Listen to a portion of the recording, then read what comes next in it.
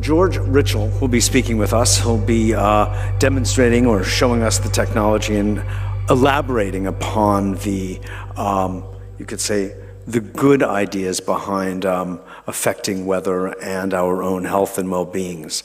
So, George, please come out. Welcome. Thank you. Good to have you. Thank you. Ladies and gentlemen, Damen und Herren, I'm very nervous because I'm not a regular speaker at conferences, so I hope it will not be boring.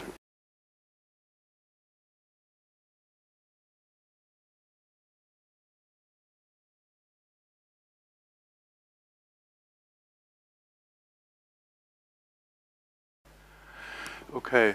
The term Orgone energy was originally coined by Dr. Wilhelm Reich, who used to be a close associate and assistant to Sigmund Freud. He was a psychiatrist, psychoanalyst, who actually, due to his very curious nature, took Freud's psychoanalytical theories a lot further, and in the course of his research went from going to the actual physical, when Freud was speaking of suppressed memories and suppressed emotions, Reich actually found out that this is a permanent tension in the muscles that can be liberated. So he found the connection between the free flow of energy in the body and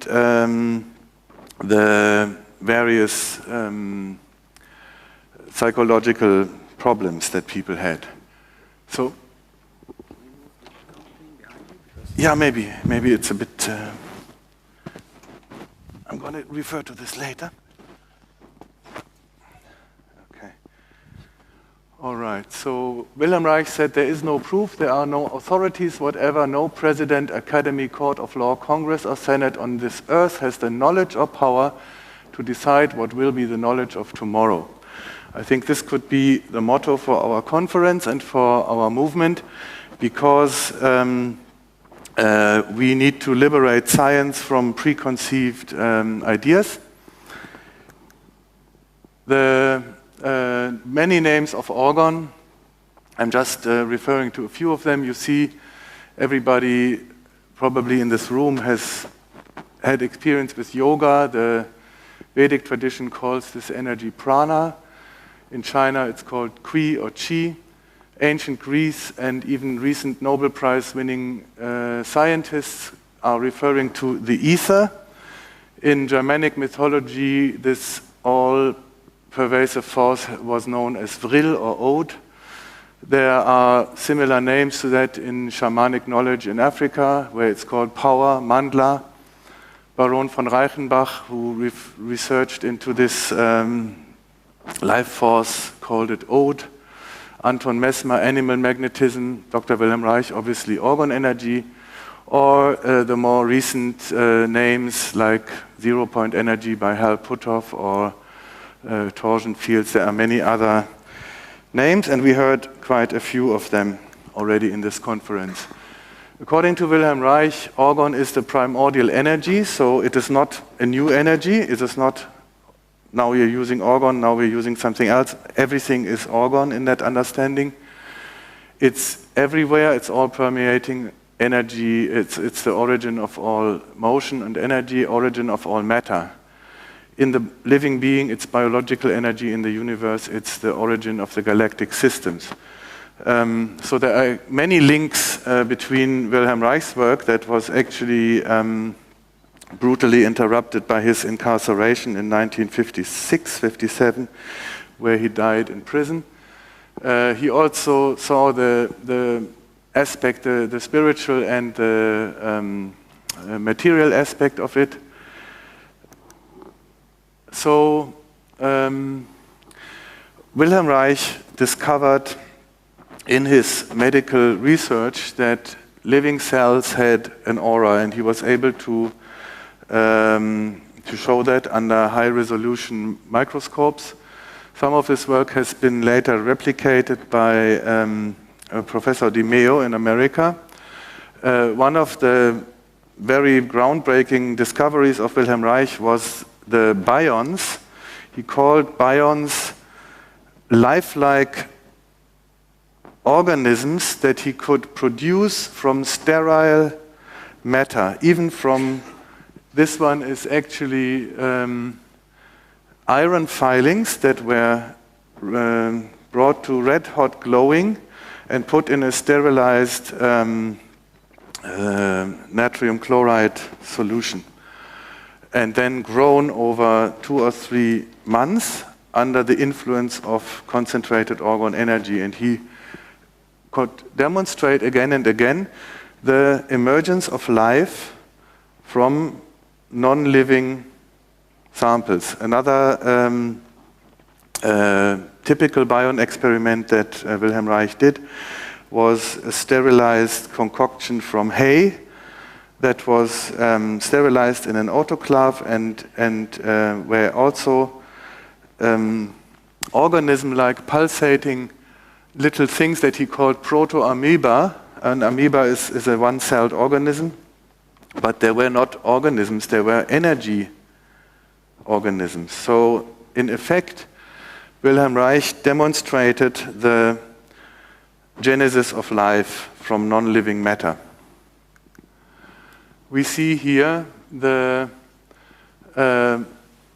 faint blue aura around healthy red blood cells.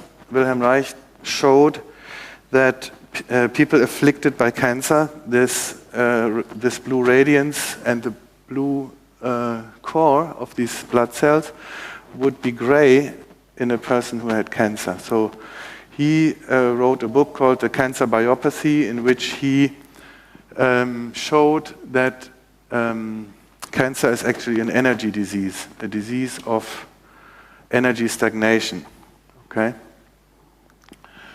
So he did dabble into the field that we would call free energy today, where you actually derive usable power. He showed that concentrated orgone energy could be used to create motion. This is a replication by James Di Meo of the original Wilhelm Reich orgone motor. But he wasn't focused on creating usable energy, he was focused on healing people. Wilhelm Reich basically said that the all-pervasive ether, the orgone, can be in different states. So if it is moving freely, he called it positive orgone, and that is the intelligent, self-organizing matrix. That is the mysterious force that actually creates the visible universe and creates form and differentiates itself creatively. Then when this energy is blocked, and that can be on a medical individual level, it can also be on a global level, he called it DOR, or deadly orgone. Okay, so this is just a terminology that Wilhelm Reich developed that I wanted to quickly introduce. So one could say that these two concepts, positive orgone, POR, and DOR, are related to the idea of entropy and dysentropy. Entropy being the breakdown of order, the process of burning something whereby you bring something from a state of complexity and high order into a process of lower order whereby you liberate energy. Now, entropy is basically the basis of our existing civilization. You can say that all machines that man has constructed so far, except for those that are kept secret, are based on the process of entropy. We are burning fossil fuel, creating exhaust gases, which is a simpler state of the material. Thereby we liberate energy, or we split an atom, bring it to a state of lower energy and liberate the energy. So all these processes are inherently destructive. Whereas, so I learned that at school, I think 10th grade or something like that, that the entropic universe, which was presented to us as the only universe there is, the entropic universe ends as a cold and dark place, because somebody who can only think in terms of entropic processes sees the world essentially as a battery, whereby the two poles are connected and the battery is being discharged, and when it's finally discharged, it's finished. The universe is cold and everything is dead. And I got very depressed when I heard that. So, huh? No. Eventually, all charges are dissipated and there's no more movement in an entropic universe. But luckily, it's actually not like that. But there is so the embodiment of entropy on the planet is the desert. Or the desert actually was also called by Wilhelm Reich the cancer of the earth. So it's an energy disease. A desert is an energy disease of the earth. Okay, you see that here, the dead tree in the Namib Desert. But the mystery of life is totally unexplained by our conventional science, because our conventional science is able to find fantastic tools in order to tell you what amino acids are reacting with what other amino acids. But essentially, the vision that conventional science has of the human body is like my optometrist told me, I'm a bag of chemicals in a skin. Right? And I said, sorry for you, I'm not. You know? So what I'm saying is the mystery of the self-organizing creative force in the universe is not understood by conventional science, and it is probably the origin of why we are all here together and dreaming or taking concrete steps into bringing free energy into real existence, because we intuitively or scientifically understand that there is something else going on. Not just the burning and destroying of things. It's not only the predatory or parasitic process, but there is a process that is growing from this energy. So I've taken this picture. Katharina is here. That's when she was 6 years old. That is showing a fig tree, and now you have to imagine this fig tree grows from a little seed that somewhere lands in the cleft of a rock, no living material, and it creates this amazing growth of roots and a fantastic tree out of that little seed that lands somewhere in a non-organic rock. It organizes itself. To me, it's a miracle, just like the miracle of a human being. The social and environmental crisis, an expression of deadly orgone energy on a social level, war. This is a recent photo from Libya, the town of Sirte, more or less looking like Berlin, 1945. So we believe that if this principle is of a universal nature, you can actually see it at work in society as well. Because if you have a mindset that only extractive processes are the only possible thing, then you will create a society that employs a lot of destructive processes. Now I'm getting to the classical. I'm not going to give a lecture on Wilhelm Reich. I'm only introducing him as the pioneer that on whose shoulder we are standing in a way.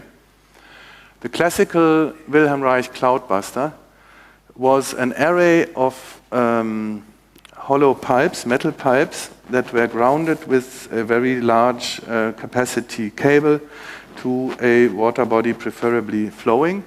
What he was doing with it was to find the places of stagnant energy in the sky, and by using a sweeping motion, draw that energy in, bring it back to flowing. Because there is no such thing as bad energy, there's only energy that stagnates or energy that flows, right? So this is a replication of a classical Wilhelm Reich cloudbuster by Joachim Trittin in Germany. Then what Wilhelm Reich found was that if you combined metal and organic material in layers, organic material would accumulate orgone energy and metal would attract it and quickly repel it. So as you layer this material, you could concentrate the orgone energy inside this box. He experimented with these boxes. He got spontaneous remissions of cancers and various other benefits. And that became a threat to the medical establishment, so they basically started shutting him down. That was the beginning of the FDA in America. He was finally prohibited from further making them, and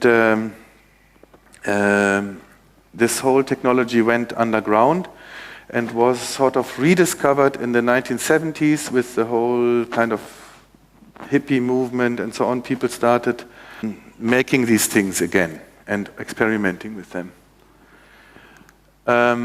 Then came along Mr. Don Croft from Idaho, who took an invention that another gentleman by the name Carl Welz had made in the meantime, where he mixed ordinary resin and metal filings into a chaotic mixture, and found that the effect that Wilhelm Reich had observed with the layers of organic and metallic material was even more powerful if you mixed, because resin is, in the chemical sense, an organic molecule. I'm not talking organic as in natural, I'm talking organic as in carbon-based chemistry. That this mixture of resin and metal had the powerful property of drawing stagnant energy in and instantly transforming it, right? So Don Croft combined this, and Welz was limiting the application of his discovery to applications of radionics. So he made orgone generators in order to make sportsmen more successful, so more on the kind of self-serving side, whereas Don Croft immediately surmised that if you combine this with the Wilhelm Reich idea of the pipes going into resonance with the sky and the orgone converting property of this Orgonite material, as Carl Welz called it, you would have a very powerful tool for environmental healing. Okay, so the nice thing about Don's approach, and I think that is very important also for our future strategy or tactics in the free energy movement, Don never tried to capitalize on his technology. He shared it freely, and he actually spawned a worldwide, he actually doesn't like the word movement, because movement sounds like you have a leader and then the underlings who carry it out. So he loves to call it a network. And in fact, there are about 10 people that I've met in the run-up to today who have already built their own Orgonite and or come across it or applied it in their own environment. So I'm just going to show you the tools that we are using, and then after that I will show you that these tools really work, because that would be your next legitimate question. All good and fine, does it actually do something? And I'm going to show you that it does. And then I'm going to show you the work that we've been doing in Southern Africa in the last 10 years. And finally, I'm going to show you how to make your own, because I want you all to go out here and be able to make your own simple Orgonite tools and start changing your environment. So this is the so-called Orgonite Cloudbuster. I've got one here. Maybe I'm going to put it on this side, so that it doesn't stand in the way. It's got copper pipes, approximately 6 feet or 1.80 meters. These copper pipes are going into the orgone matrix to about that much above the bottom. And each pipe has a double-pointed crystal in the bottom, embedded in the bottom, which serves as an energy amplifier or an energy conduct. So basically it draws in the energy. If you put it in a place that has very bad energy, you will actually see a blackness in the sky that converges over the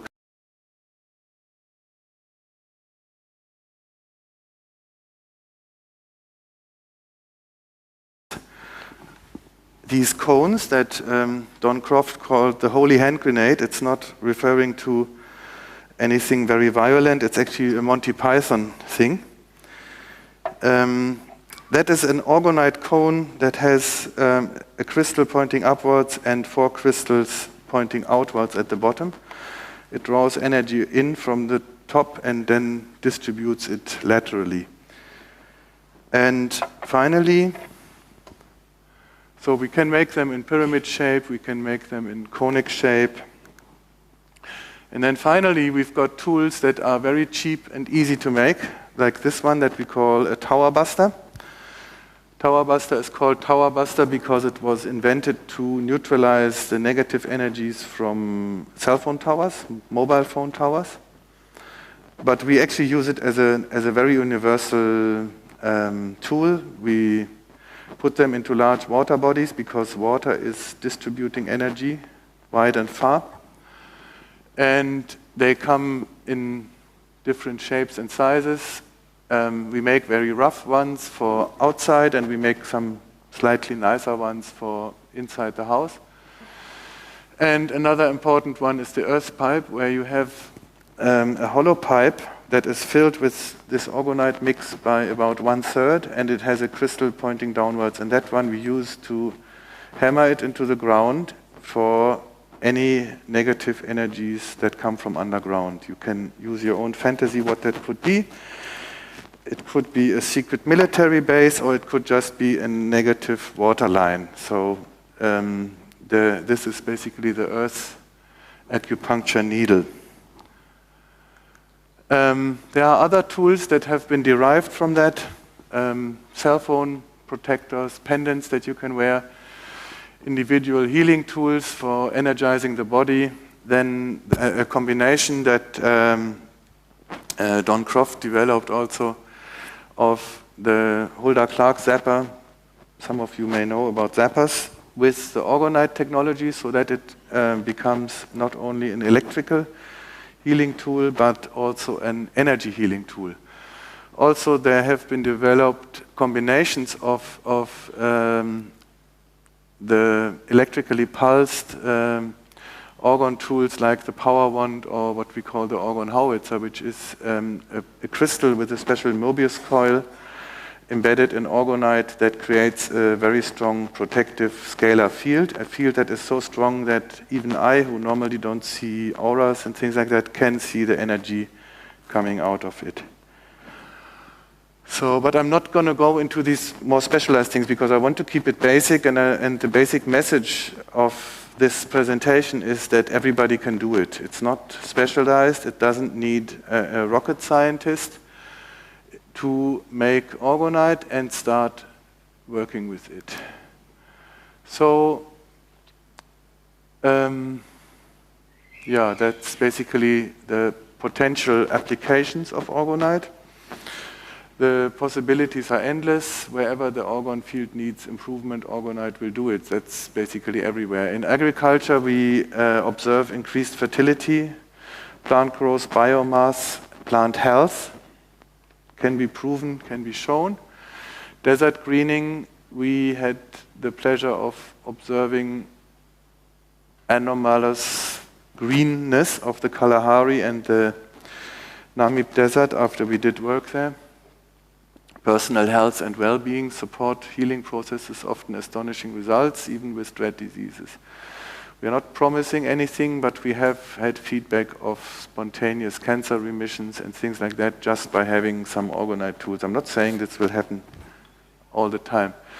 Protection against radiation, dissolving chemtrails, immunizing a country against effects of weather warfare. That's very important. And then there are numerous effects on consciousness. We find on a regular basis that we get feedback that people who have been engaged in bickering and quarreling suddenly find it possible to work together or live together in a constructive way. After what we call gifting, Johannesburg, a notorious crime capital of the world, some people say, with about 3,000 of these little things, we got a crime statistic the first time after a continuous rise over decades that went 13% down in terms of murder, manslaughter, and robbery with aggravating circumstances. So here you can see the effect of Orgonite on cell phone towers. We believe that microwave radiation is weather modifying. The jury is still out whether they do it deliberately or whether it's a side effect. I personally believe that there is a secret agenda connecting all these towers to a more sinister purpose. But be that as it may, that is not important for our discussion here. You can see this area of towers before and after. You see the sky is rippled like a herringbone pattern. Here it's already forming beautiful cumulus clouds, and you can see a vortex forming, you can see a blue hole emerging. These two photos on the bottom, I have to apologize for the bad quality. They show the same site, basically 20 minutes apart. So that's a very typical experience that we have had thousands of times. You can see immediate effects of Orgonite on a sky. This sky, I believe, was fully chemtrailed. It had like a level of chemtrails on top and other cloud underneath. You can see an energy flare here shooting up in total silence, by the way. These occurrences are not accompanied by wind. It's a purely energetic phenomenon. You can see here, that was in Uganda in 2004. On this mountain, which was in a closed-off military area, there were several towers on top, and we didn't have a chance to go very close. The only thing we did was to place 2 of these about 2 kilometers, and the effect was that. And this is not a tornado, this is not a hurricane, this is a silent energy vortex that came about in total serene silence. Yes? Oh, sorry. Better? Okay. So another before and after picture. This was a military radar station in Tete, Mozambique. The whole city had a very, very negative energy. It felt totally oppressive even as you entered the city. You can see here the kind of sky that we saw. Here you see my wife, Friederike, hiding something in the bush. And then you can see how the sky opens up. Again, this sequence is not over a day or two. This sequence is within 15, 20 minutes. So you see the original sky, you see the ripples. You see how the ripples start forming into more articulated clouds. A few minutes later, you see the very typical blue hole, which indicates an energy vortex. And you see how this now healthier sky is forming into rain cloud, and as we drove off, half an hour later, it was already raining. So that's a typical sequence of what happens. Another one here. It's not so easy to document, because we are as we do these gifting expeditions, we are moving through the landscape. We're not just staying somewhere. We're moving through a landscape, and we put these things out, preferably at the cell phone towers, but also we use riverbeds and other places.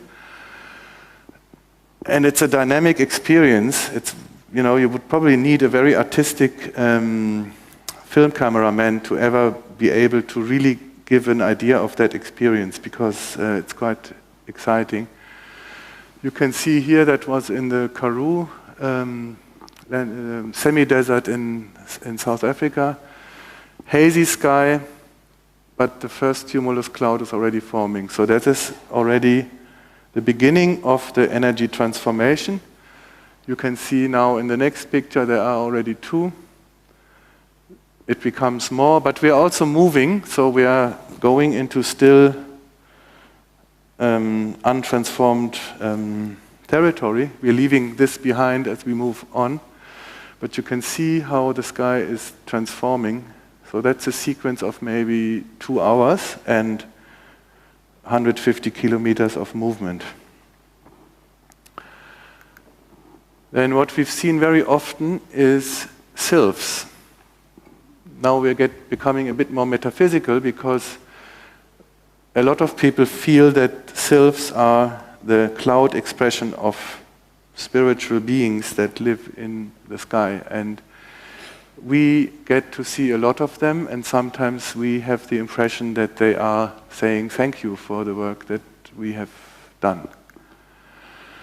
Now, this could still be dismissed as, he's just showing us some pictures of clouds, you know. I mean, it can mean anything. The only thing why I think it constitutes proof is because we always see the change from the one state into the other and not from the other into the one. A very simple and convincing way to prove the efficacy of Orgonite is plant growth experiments, and they have been done all over the world. This one was published in the British magazine Strange Days by our friend Mark Bennett. It shows plants that were grown with and plants that were grown without Orgonite. I think you can guess which ones are the ones that were grown with Orgonite. This was done by a gentleman called Alex in Quebec, Canada, who has a website, Orgonite. I'm not sure if it's still active, but these pictures are still around. He did a systematic experiment of growing marrows with and without Orgonite, otherwise very similar conditions. Obviously, this one is the field with the Orgonite. We did a little experiment ourselves that was to prove two things. Firstly, all of you have probably heard by now that water is a carrier of energies and information. So we used 3 water samples. So I'm actually referring to the work of Masaru Emoto, who is probably the most well-known pioneer of water energy research. We used 2 cell phones calling each other for half an hour with and without protection. So I'm showing here the little Orgonite chips that we use. Obviously, we later put them up in the same position like the unprotected sample. And we radiated a water sample, a 1-liter carafe, for half an hour. Sample 1, 2 mobile phones without protection. Sample 2, 2 mobile phones with our mini shield. Sample 3, ordinary tap water untreated as it comes out of the tap. Then we sprouted chickpeas in the same way, all standing next to each other on the same kitchen counter, same light, same temperature. Standard procedure, you pour the water in, you leave it for 15 minutes or something like that, then you pour the excess off. And we did that over 5 days. Now, the unprotected sample turned out to look sick. Interestingly, they grew faster in the beginning, so I was almost like, I thought, oh my God, maybe it's going to prove that the cell phone is good for the for the chickpeas.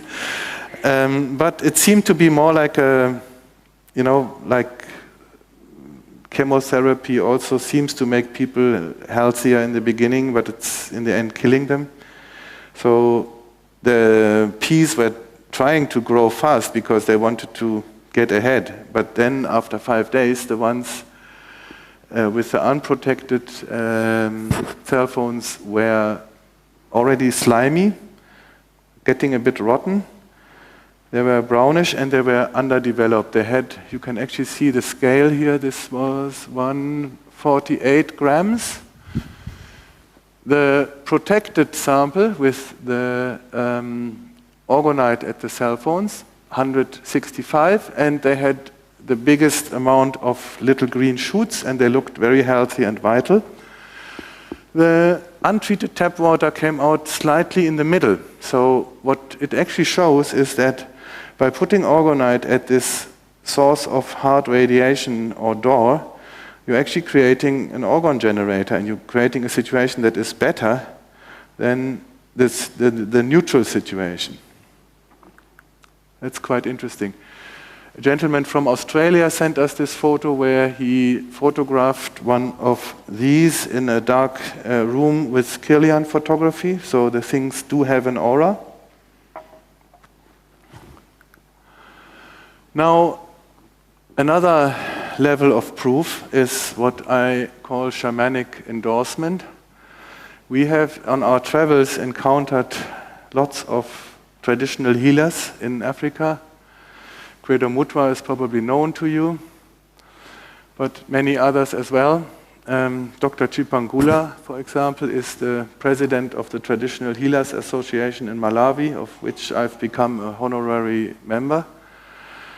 And Dr. Chipangula, in fact, adopted our technology and started distributing Orgonite all over the small and beautiful country of Malawi. 7 of these cloudbusters and about 2,000 of these distributed all over the country through the network of 200,000 traditional healers. The country was then earmarked for food insecurity, massive intervention of NGOs, new American military base, and so on and so on. So there was talk of impending hunger catastrophe. My latest information from Malawi is not only that they had abundant rainfalls, but that they've started planting second crops, winter crops, which they haven't done for the last 40 years. So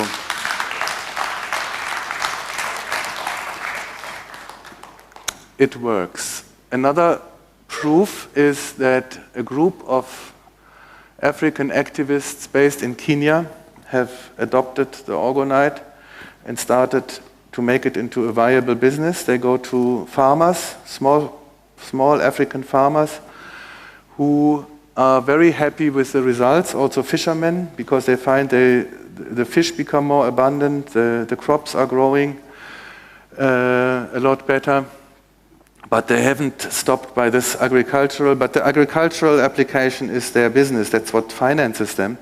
But they've also gone into the conflict zones of southern Somalia, South Sudan, and Eastern Congo, and observed the pacifying effect of Orgonite.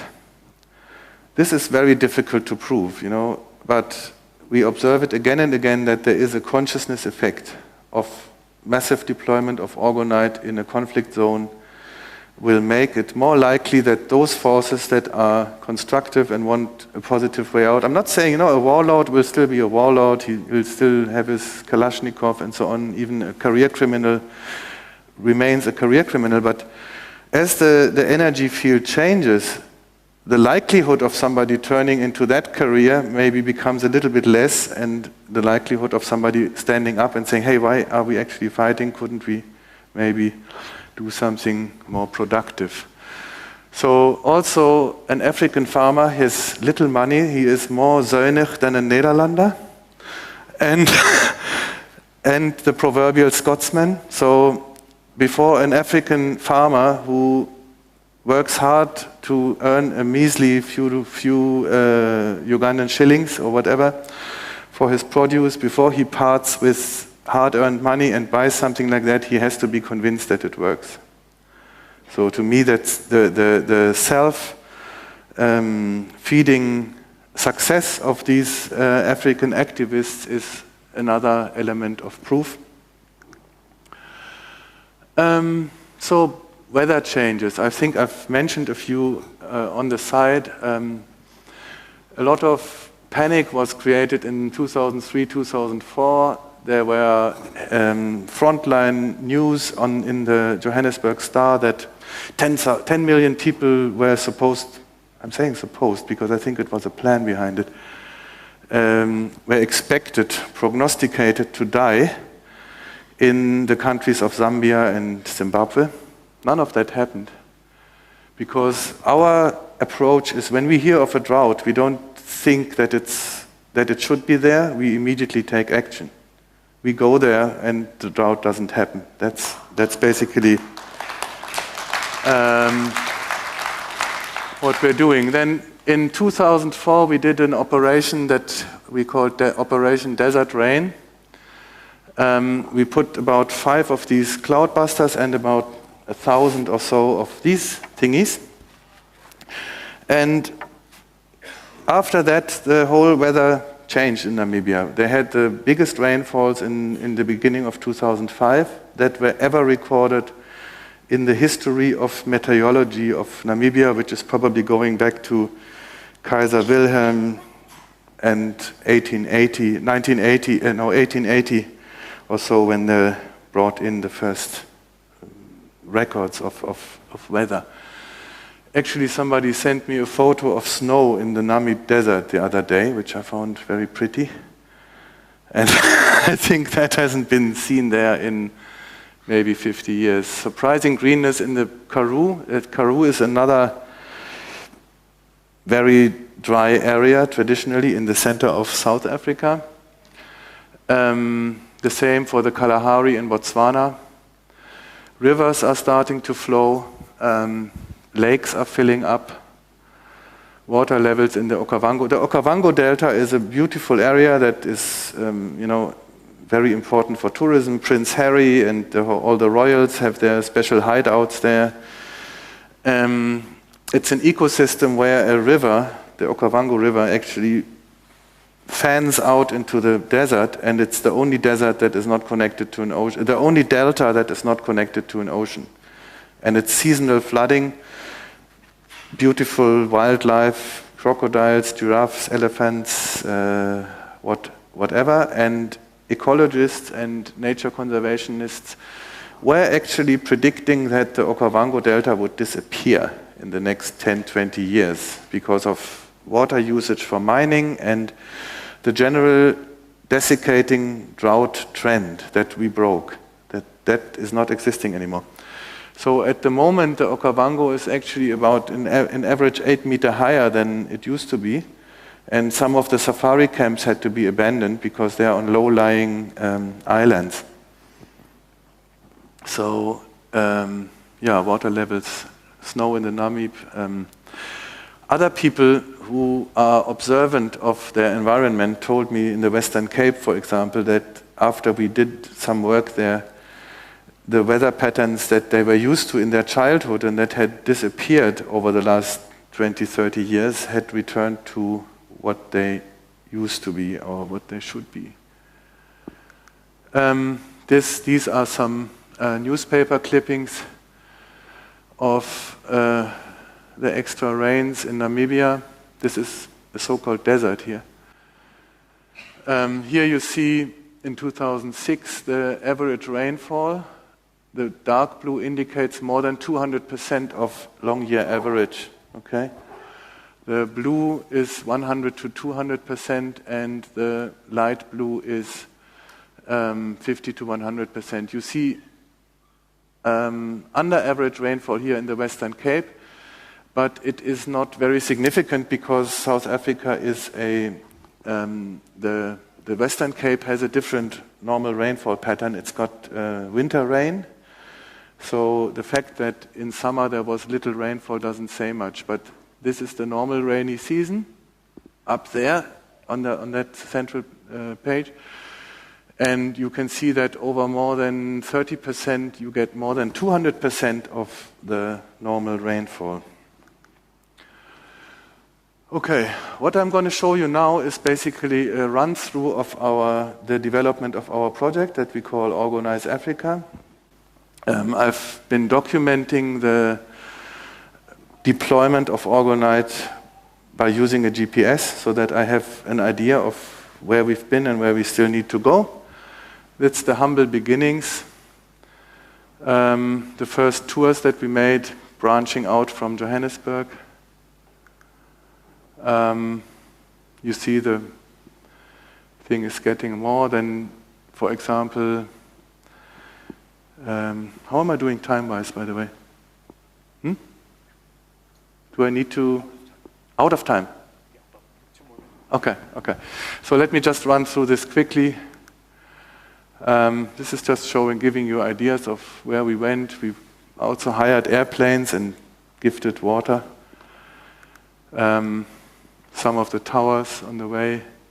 See, the blue is spreading. Then we started discovering water gifting, which means that we went on cruises, or we even used our own motorboat in order to lay a string of Orgonite around the tip of southern Africa. This Orgone string in the sea has now extended to more than 4,000 kilometers. This gentleman visited me from the United States. He has the extraordinary ability to see energy vortices from 30 kilometers afar. So we did a very special journey together where we gifted all these energy vortices where energy comes out of the ground. Some more of our tours. Dolphins love Orgonite, interestingly.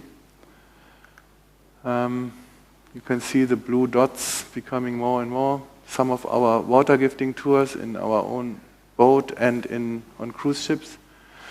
This is Lake Malawi, using the ferry there that goes up and down. This is Dr. Chipangula with us when we visited him again. We had some interesting experience on our way. We were apprehended as terrorists in Mozambique for allegedly trying to sabotage the Cahora Bassa Dam. I believe that the nasty secret services instigated the otherwise friendly Mozambicans to give us a bit of a hard time. So we spent 53 days in custody with 75 people in one cell of 7 by 5 meters with no bedding whatsoever. And we were, because we were terrorists, we were with the awaiting trial for murder and manslaughter. So, but they respected us. They said, "Oh no, these motherfuckers are dangerous. They're terrorists." So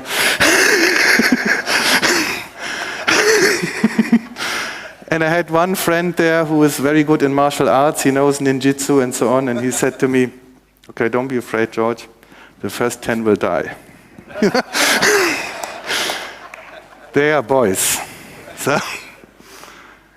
So that was a cultural experience. These are actually, that is our team here. That's Prophet from South Africa. This is Carlo from Portugal, and this is Tino Putejo, Air Force Major and ninjutsu.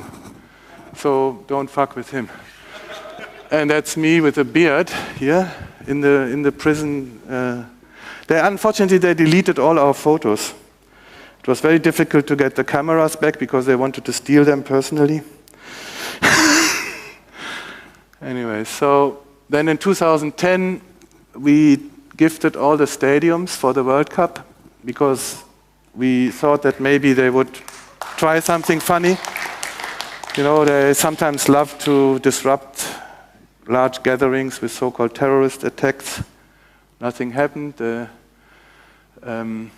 World Cup went very nicely, although Holland didn't win and Germany also not. And South Africa, not at all. I mean, yeah, we tried. But it was a very good atmosphere. And now you see some work that we did recently. We also visited the concentration camps in Poland to do something about this ongoing trauma. This picture shows the theory that the major concentration camps are actually on a pentagram that connects to negative ley lines connecting to other satanic ritual sacrifice sites. So you see here Auschwitz, Auschwitz-Birkenau, Treblinka and Sobibor. So this year we've been to Egypt a few times and recently done a trip of Botswana just to complete our network there. So you can see the blue is becoming more dense. I'm not going to show you this movie because I'm out of time. Now, and also the professionals here have told me it's bad quality, so it's all on my website. I want to show you quickly how to make the stuff because I think this is the message that this is something that everybody can do. This is how we make tower busters. You get a simple muffin form. You put a small bedding of aluminum filings. You put a few crystals. They can be fragments. They don't have to be beautiful. So, you know, as you get like crystals by the kilo, you use the nice ones for the more sophisticated tools, and you use the breakage for the tower busters. So you can use them all. Brazil is beautiful. No, we try to get them from Africa. But now the Chinese are buying all the crystals, you know, so it's becoming more and more difficult. So also the prices are going up. So then we put additional things in there. We like to put pyrite and we like to put amethyst. It doesn't have to be the super quality stuff. I mean, it doesn't have to be the optical jewelry grade stuff. It can be ordinary. And then we mix the resin and we pour it in. And then we wait 30 minutes and take them out, and that's it. This is how you make one of these. That's how we used to make them, because now we have nicer molds, but you can use a simple household funnel and close the outflow. At that point, I was using window putty to make that plug. And then you put the crystal that is supposed to stick in the top. You embed it in a bit of filings, and then you fill it like half, and you put the 4 crystals that are pointing outwards, and then you embed it in more filings, and I'm almost finished, yes. And there is how you make a cloudbuster. It's all on my website, so the website is here. And self-empowerment, start gifting. So start with your house, put 4 tower busters in the corners of your property, 1 at the incoming main water pipe, 1 in the electrical DB box, and then you start sorting out the cell phone towers in your immediate environment. So you start creating a safe space in concentric circles, starting from your personal protection to doing something for your wider environment. And if you are a free energy inventor, you need 200 tower busters around you in order to protect you against interference. That's my personal advice. I've got about, okay, finished. Thank you. I'm sorry. Thank you.